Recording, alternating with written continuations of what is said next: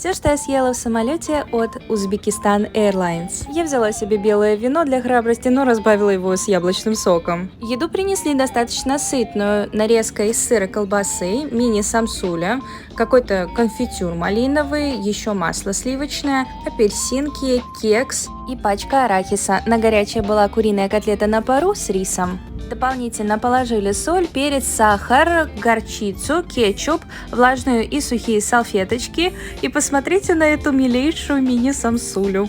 Котлета на пару прям никакая. Самсуля очень вкусная, но, к сожалению, жестковатая. Поэтому я решила сделать себе фирменный сэндвич из булочки, добавив в него соусы и все топпинги.